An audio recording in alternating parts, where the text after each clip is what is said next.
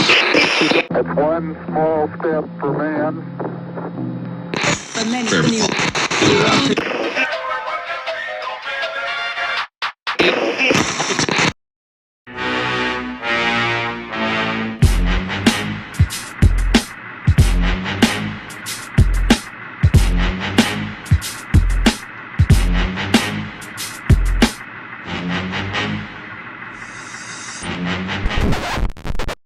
It's just another Bronx tale. Hey, what's going on, everybody? It's Jimbo the Kid. Welcome to A Slice of Dune Part 2. We have Scagz, half member from To Do Men podcast. What's going on, brother? Half member. I like Half that. You're trying to member. come up with a Yeah, clever, yeah, clever yeah. introduction, like I came up for you on our Yeah, side. yeah. Right? Yeah. I was like, half I gotta hit him. member. That's the best you could fucking come up with. Oh boy. All right. Welcome to this episode. So this is gonna be a fun one where so Scagz and I, we haven't seen the Obi-Wan trailer for the Disney Plus, and we today I was just looking up topics and I'm like, I just can't do it anymore with this Ukraine and Russia. It's like that's all you see is all this death and destruction. And I'm like, you know what? Let's just watch. Let's just do a simple trailer reaction and we just talk Star Wars. I mean, man. let's just go and have fun with this, you know? And so It's funny because I didn't watch the trailer either, which I normally do as soon as a trailer like this comes out. yeah, I was very surprised because you're on it, man. You're on all of it. And I was like, ooh, okay, well, let's do it. So there's two reasons why. Number one, I hate spoilers, and a lot of trailers lately have completely given away major plot points of movies. I just saw the Batman. You can check out our review of the Batman on To Do Men podcast. And one of my biggest criticisms was my favorite part of the movie. I already knew was exactly what was going to happen because it was in the trailer. Number two, I had a feeling you were going to ask me to watch Obi-Wan, and I knew we were recording today. So a little Jedi telepathy occurred between the two of us. All right. I figured you'd ask me, so I saved it for this. So I am excited now to watch it with you. So let's get down to business here. All right. So what do you expect? What's his name? He's coming back as Obi-Wan. I'm excited for that. Ewan McGregor's back. Ewan McGregor's back. Who do you expect to see in the show? I'm expecting, obviously, to see Darth Vader's coming back. I think that's going to be interesting. It's going to give Hayden Christensen a second chance at playing Vader and possibly redeeming himself for the completely awful job he did as Anakin Skywalker in the prequel series. Question though. Yeah. You didn't like him at all, period. Do you, like with Revenge of the Sith, do you think that he did a good job towards the end of Revenge of the Sith? No, at all? No. He seemed like a whiny crybaby. Yeah. Not at the time what I had envisioned for Darth Vader, who's one of the most legendary badass characters of all time. He I mean, is it Hayden Christensen's fault necessarily? I don't know, right? Because he didn't write the story. He didn't write the words. He didn't write how the scenes are supposed to be. He just acted them out. So I don't know if it's 100% his fault. Never really seen him in much else. So I always love a good comeback story, though, right? So I'm excited to give the guy a chance now to redeem himself as Vader. So yeah. I mean, I haven't. So just a little bit off topic. Did you think that Robert Pattinson did a great job of Batman? That's all I need to know. Yes, I do. I didn't like the movie that much, but I did like him, the job he did as Batman. Yeah, that's kind of similar of a comeback story from Vampire Boy to that, which is pretty cool. Yeah, so all right, ready to get into it real quick and check this bad boy out? All right, I got full screen. You tell me when to push play. Let me go full screen here. I got 10 different monitors. Apologize, everybody. All right. In 3, 2, 1, go.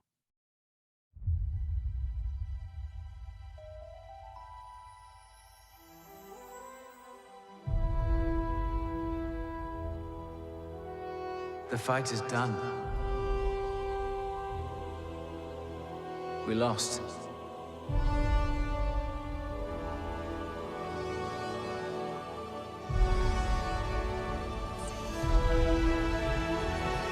Stay hidden.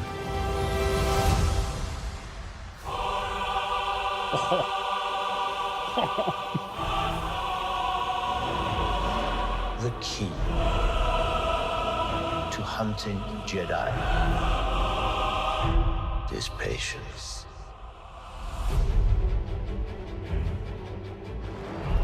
Jedi cannot help what they are.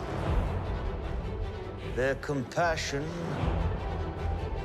leaves a trail. The Jedi Code is like an itch. He cannot help it. Where is he?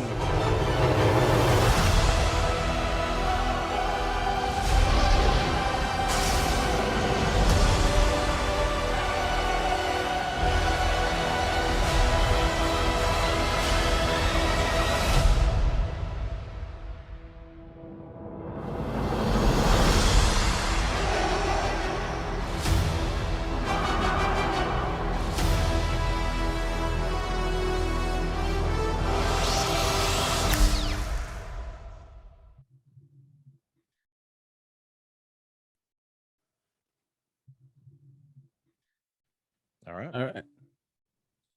real quick, rapid reaction. I liked it. Didn't give away too much. Didn't give away too little. Interesting. Yeah, they gave you that. First off, shout out to John Williams, the composer of Star Wars, that makes you still get goosebumps every single time that music pops up. The guy created classic Duel of Fates, great track. Man, In my opinion, that's the best Star Wars song that's out there ever. yeah, I Fates. mean, you hear that, you're just like, yeah, I'm ready. I'm ready to go. Oh, yeah. Ready to put up my. I do have a lightsaber somewhere that I have to break out for these. That's what I forgot. That's what I forgot. I was probably gonna break it out and just sit there. I wore my Sauron Darth Vader. Oh, rock, dope. paper, scissors shirt just for this. So bro, I am encouraged, right? Because actually, my main criticism of the prequel movies was that they didn't spend enough time after Order 66, right? And I thought originally, I mean, I was a little kid then, but I thought like the movie was going to be about the story of Vader, which it kind of was, and of him hunting down and exterminating the Jedi. You only got there for like 45 minutes of the last movie, and it was awful. Yeah. This seems to be picking up where that left off. And this, in my opinion, seems like it's going to do what I wanted to have happened 20 fucking years ago. Yeah, 100%. And I think you get a little hint of that in Book of Boba, in one of those episodes where they try to extract memories from Grogu, and you see execute Order 66. So I guess they're trying to piece all that stuff together for Obi-Wan, so you get to see like, how that went out and how that unfolded, which is pretty dope. Because supposedly there's going to be another showdown between Vader and Obi-Wan, which is going to be dope as hell. That's going to be dope, especially because then if you go back to the original movie, they did have their duel, but technologically limited at the time. It was in like the early 70s or whatever it was, and it was kind of just the two of them just standing there and like crossing swords and like walking down a hallway, and that's it. Obviously, because they were limited at the time in terms of filming. So now you're going to get Ewan McGregor, who looks a lot like Sir Alec Guinness as he gets older. He looks the part, always did, continues to look the part of Obi-Wan Kenobi from the OG. Now you're going to get to see them hopefully have an actual duel of fate with the added bonus of technology and whatnot. We were just criticizing Disney on part 1 of our episode 5, but now I'm going to give them some credit, and they do magical shit when it comes to graphic design and all that stuff. The Book of Boba Fett, they do an amazing job. I can't take that away from them in terms of all that stuff. Yeah, they especially the technology. Even with the prequels with Phantom Menace and the second and third and Revenge of the Sith, they try their hardest with the fight scenes, which is why my favorite fight scene is between Qui-Gon, Obi-Wan, and Darth Maul. Because that's literally what you were explaining. Is like in the originals, you got the going back and forth, and then in Phantom Menace, you got full blown. Hey, this is how Jedis and Sith get down, and you're just over here as a kid, and you're just overstimulated. They're like, what did I just? Yeah. It's just like, like what did I? Exactly. When they started like going crazy, you're like, whoa, this is amazing, and which is pretty cool to see. there's another moment like that happened when you were an adult too, right? Mhm. And I'll never forget it in Yep. in cinema history. It's Rogue One. Yep. At the very end, Yep. when you know, that door that and that door, you know, the lightsaber comes through and it's Vader in his prime and he's Yeah. crushing people. And now Yep. they have the technology of like modern, you know, cinematography or whatever. And boy, I mean, that scene was like 30 seconds. I will never forget it in my entire life. It was awesome. So I'm hoping this show gives us something similar to that. Yeah. And Can I? I'm impressed. Yeah, I'm Let me impressed. let me ask you a question with Rogue One, because like you said, that movie, the last 30 seconds, I forgot about the rest of whatever happened so before. did I, bro.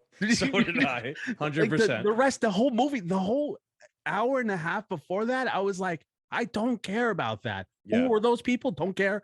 This is what the movie has now summed up to: is the last 5 minutes, and that's it. They did an exceptional job, and it's funny because the only time you got to see Vader's powers, right, was in Battlefront. I don't know if you remember that game. I think it was Battlefront 2. You could play as a Sith or a Jedi, and Darth Vader was one of them, and he had these special abilities. So when he's going down the hallway and he's like doing these moves, I'm like, did they get this from Battlefield 2? Or, you know, maybe you know, it's written that these are his special powers, but you never got to see them.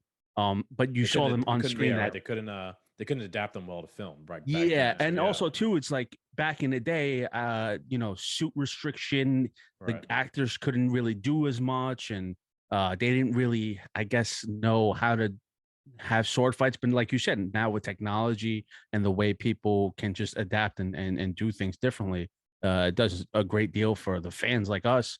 But that dude, when he just like launches the guy up on top of the roof, I was just like, I started tearing. I was like, this is ridiculous. I'm a loser. I watch that scene all the time for no reason whatsoever. Like I'll just be like sitting around and be like, let's watch the Vader scene for no reason. So getting into this this trailer, it's interesting. Who are these guys with lightsabers and girl with lightsaber? There was a guy who had a bald head and he looked like very pale, kind of like Vader does.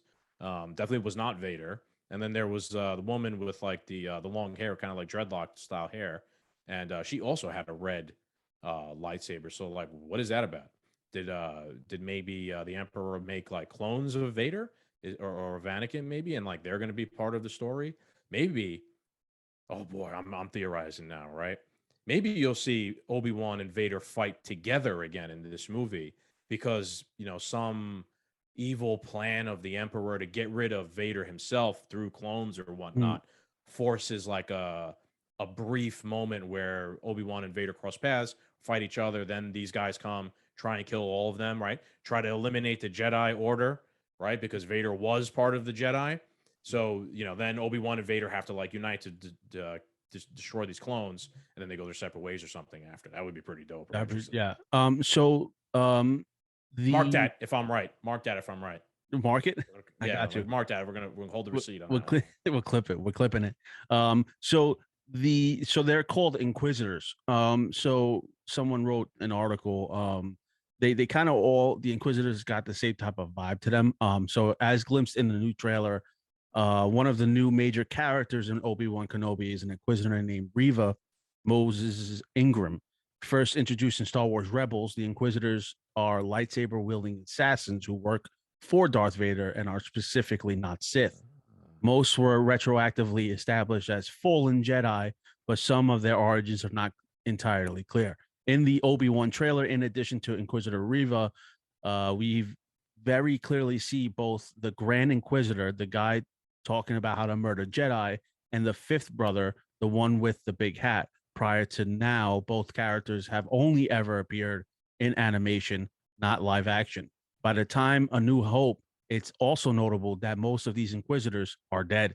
The fifth brother will eventually be sliced and diced by Maul, and the Grand Inquisitor will eventually meet his end at the hands of Kanan Jarrus. But that's not the end of the story. In the Marvel canon Star Wars comics, the ghost of the Inquisitor, controlled by Vader, eventually faces Luke Skywalker. There's a lot of promise on these Inquisitors, and there's a lot of story to be filled. So I never really watched. I watched some of the Clone Wars, never finished it 100%. Never really watched most of the other animated stuff. I'm a big Star Wars fan, but I'm not that big of a fan where I watch every single thing. So that's interesting. Yeah, it's weird. It's interesting though, right? They're gonna be, I guess, essentially what I want, which was like you're gonna see people hunting down the Jedi to completely exterminate them. And there's gonna be battles. There's gonna be lightsaber duels. It's gonna be fucking interesting, 100% in my opinion. Yeah, and especially with the same way that they're operating uh the Mandalorian and the Book of Boba Fett, which is pretty cool. I mean, one thing that Well, really they took a frustrates lot me. of it's interesting because the new live action shows have taken a lot of stuff from the animated Yes. series. And I think they've done a great job at that, right? Like they took the good and they adapted it to live action stuff. And I think Filoni and Favreau, they got to be given props for the job they've done. They've single-handedly, in my opinion, saved Star Wars after the disaster agree. of the three newest movies, which were just completely awful and just disaster. I was really down on Star Wars until The Mandalorian came out, and yeah, they got handed to these two guys. They've done a fantastic job. Yeah, and Are that's they involved with this project? With the Obi-Wan? I would haven't- imagine so. I would imagine that either one of them are probably producing the show and overlooking, because Kathleen Kennedy is the worst. She is the worst person to have involved in Star Wars. I apologize, but I really don't. I really don't apologize. She's the worst. Yeah. So that's what I was saying with that's what I was about to say with Cad Bane. Great character in animation. They bring him to life, and they did him somewhat justice. A lot of people had issues with what how he looked in his image, but dude, you had him live action, and then you kill him off the Remains next to be seen. episode, man. Remains to be seen. We'll see. But I Yeah. agree. He was. I did see a lot of. I did watch enough of the Clone Wars to see him in the Mhm. Clone Wars, and he was a good character, and he was also, like integral to Boba Fett's story as Boba Fett was a child. So Mhm. I thought it was well done. I thought he looked dope. It reminded me of like Clint Eastwood, bro. Like Oh, dude. Western shootout, high noon duel, whatnot. That's what Cad Bane is. So I thought they did a great job at that. One thing I will maybe give a little bit of criticism too, although maybe they're not going to go this hard on it, is Disney and the Star Wars universe, like they rely on Tatooine a little bit too much as the setting for everything that occurs, or desert style planets. We've seen it a lot in The Mandalorian. We saw it in Boba Fett. We saw it in the new movies, right, where she was on Jeddah, I believe it was, Rey. We saw it in Rogue One. We're obviously going to see it here, right? That's where Obi-Wan went to. He went back to Tatooine. However, the trailer showed that they go somewhere else as well, and it's definitely not Tatooine. So it makes sense, obviously, that Obi-Wan would be on Tatooine and be part of the story. But you got to get off Tatooine, man. We got to get to other places and see other things. One of the I love that episode with the Mandalorian because it kind of showed him outside of the desert world that we've been on for almost every episode of everything. And he was kind of on like that ring world, like Halo, which was interesting. So I'm excited by the trailer. Promising. Definitely. Yeah. I definitely looking forward to it. And hopefully it's 45 minutes, not a Episodes. half an hour. I hope it's a couple an hour episode.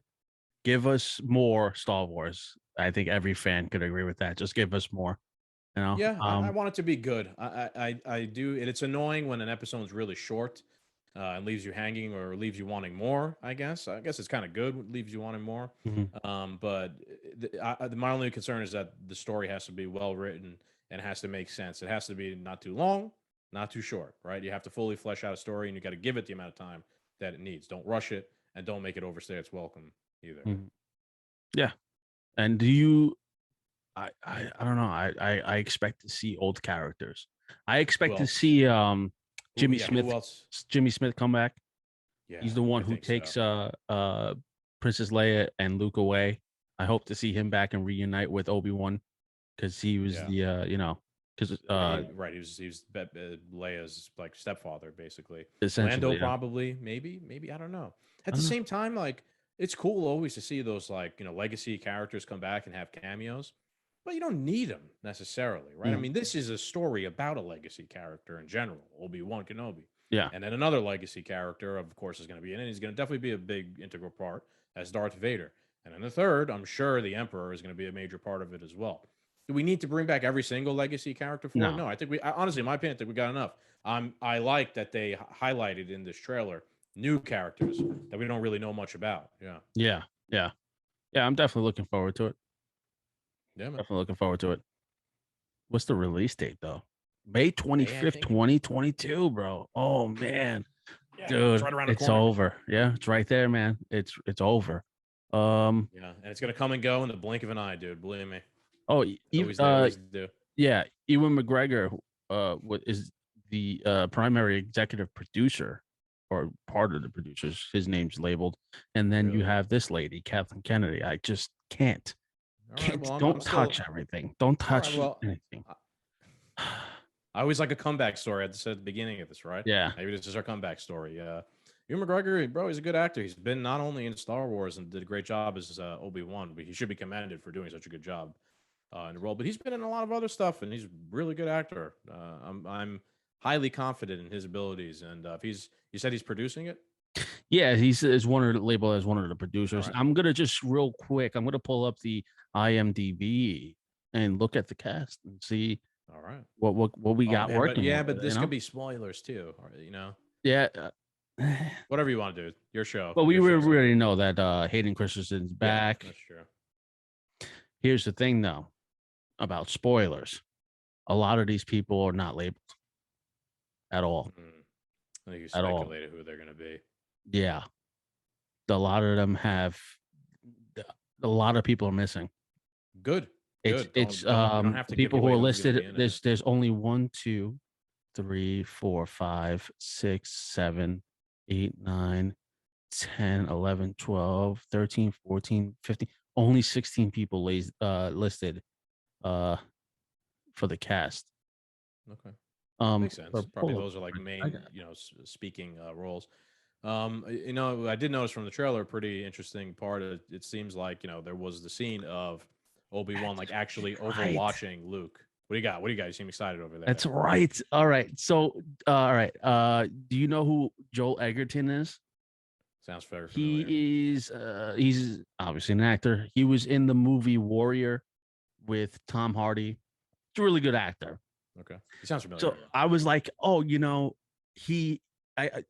in the trailer, I was like, oh, he's in it, but I forgot that he was in Revenge of the Sith at the end, all those years ago, and he's a big actor now. But he was no-named when he was playing when they dropped off Luke Skywalker on Tatooine. He's playing the uncle.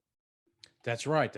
He's been in other things though. I knew he's been in a bunch of stuff, but he was in the original, bro. He is Owen Lars, even in Revenge of the Sith, and they brought him back. And that was something I overlooked. But yeah, I love that, bro. I love content. Yeah, I love continuity like that. Yeah. You know what I mean? Like even if he was a periphery character or actor back then, they used the same exact guy. And look, that guy's career is taking off soon. Yeah, which is cool that all those years later, he probably got the phone call. Hey, listen, we want you to come back as Owen Lars for Obi-Wan project. Are you in? He's probably like, yeah, you don't even have to pay me. Of course. Like that's awesome. I'm so happy. That makes me happy. Because I remember seeing him in Revenge of the Sith. I rewatched, like you rewatched Rogue One. I rewatched the end of Revenge of the Sith all the time between Obi-Wan and Hayden Christensen, because I love the way he says, I hate you. And I watched it and I'm like, oh shit, that's Joel Egerton. I didn't know he was in this. And that's cool, man. I enjoy that. Shit like that makes me happy. Yeah. No, me too, dude. I love a little continuity like that. It makes you feel like what you have been watching all along really is the same story. It's part of the reason why I love that that Ewan McGregor, like, motherfucker looks just like Sir Alec Guinness. And as he gets older, he's going to continue looking like him. They can make a whole bunch of Obi-Wan Kenobi series, right? Up until Ewan McGregor's a senior citizen and collecting Social Security, honestly, and they could just do a story leading up right to the very beginning of the original movie. If they really wanted to. Dope. Yeah, man. So I'm excited. Yeah. Maybe we will we'll revisit when some of the episodes come out. Maybe you join me for a couple of doomed reviews. Maybe absolutely. This will be one of those things we try and go for the whole every episode of the season. I'm down for it, baby. I'm down. All right. We could end it on there. Thank you guys for tuning in to part 2 there is a part 1 to a Slice of Doom episode. Do you want to explain where they can find you and what we were talking about? Yeah, so you can find me on the Two Doom Men podcast. You can go to linktree.com/2doommen. Part 1, we talked a little bit of a little political, little news, little culture war news topic, which is the Don't Say Gay bill in Florida. And it was some really heavy discussion and kind of a little bit depressing. So, I mean, if you want to know about it and you want to like learn what the bill is really about, maybe if you're a little bit ticked off, or maybe if you've never heard of the thing before, go on over to part 1 and check it out. We do a pretty good job, I think, of breaking it down logically, like two people with, that sit down there and, actually read something and then actually put a thought together afterwards. So we did a pretty decent job. Yeah. All right. Well, thank you guys for tuning in to this episode. Make sure to like, share, and subscribe. Head over to Two Doom Men podcast channel. Check out part 1 to this part 2. And thank you guys for tuning in. We'll catch you on the next episode. Goodbye. May the force be with you.